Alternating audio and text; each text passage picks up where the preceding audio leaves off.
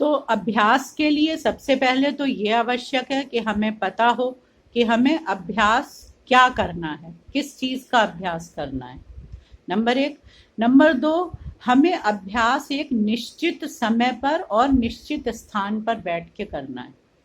मतलब आप अपनी पढ़ने की एक जगह बना लीजिए जहाँ पे प्रॉपर लाइट हो, जहाँ बैठने का सही से जगह हो, जहाँ पे कोई बार बार आपको तंग ना करे, कोई और दो जने बातें कर रहे हैं तो आपका ध्यान वहाँ ना जाए। आप कुछ थोड़ा सा एकांत स्थान बनाएं अपने पढ़ने के लिए, और एक टाइम टेबल बनाएं।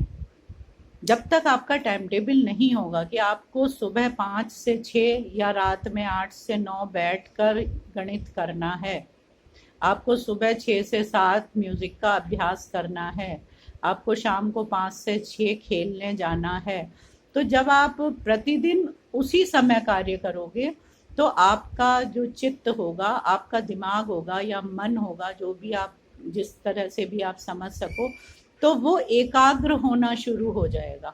पहले भले ही आपको 10 मिनट उथल पुथल सी रहे कि अरे फिर कह दिया करने के लिए, बैठने के लिए, लेकिन जब आप एक बार बैठ जाओगे तो आपको समय का ज्ञान खुद ही नहीं रहेगा।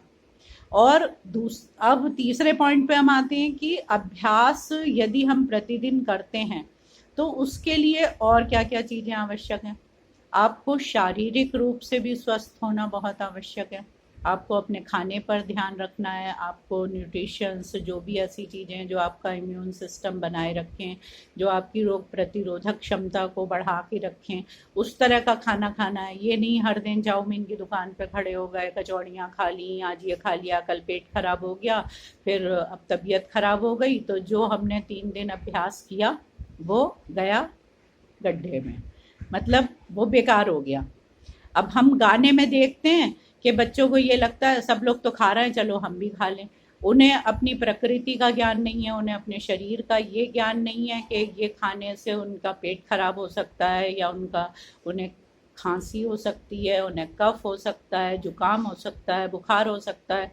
तो जो बच्चे बहुत मेहनती भी होते हैं, मतलब वो बहुत अच्छा अभ्यास करते हैं, लेकिन अगर वो 4 दिन के लिए रोगग्रस्त हो जाते हैं या 5 दिन के लिए उनका गला खराब हो जाता है, तो वो 5 दिन तो गए। अब क्या होगा, जब आप छठे दिन फिर से अभ्यास करने बैठोगे तो आपका अभ्यास करने में मन ही नहीं लगेगा। क्यों? क्योंकि जो आप 5 दिन पहले गाते थे वो गले से निकल नहीं रहा है, तो आपको अंदर ही अंदर इतनी कोफ्त होगी, इतना बुरा लगेगा कि आपको लगेगा अब ये फिर से हो नहीं पाएगा, चलो छोड़ो अब नहीं करते। तो आपका दिमाग फट से उस चीज को छोड़ देगा।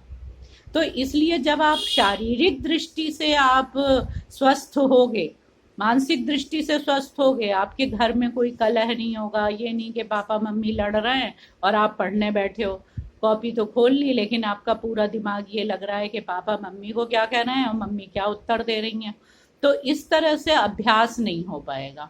आपको अपनी चिंता करनी है, आपको खुद आगे बढ़ना है, आपको अपने जीवन का लक्ष्य खुद तय करना है। हिंदी में कहा गया है, एक कवि ने कहा है कि यह जीवन क्या है, इस जीवन का लक्ष्य क्या है, उसे आपको समझना है। तो जब तक आप अपने लक्ष्य पर केंद्रित नहीं रहोगे, तब तक तो ये है कि आपने पढ़ लिया, इंटर कर लिया, बीए कर लिया, एमए कर लिया, फिर कहीं ऐसी नौकरी लग गई, फिर पैसे कमा लिए। मतलब एक लक्ष्य होना चाहिए कि हमें समाज की सेवा करनी है, हमें देश के लिए ये कार्य करना है, इस क्षेत्र में हमें अपना जो भी हमारी प्रतिभा है उसे लगाना है। तभी आप अपने जीवन का जो उद्देश्य है, जो आपको अनमोल जीवन मिला है, उसका उद्देश्य सफल हो पाएगा।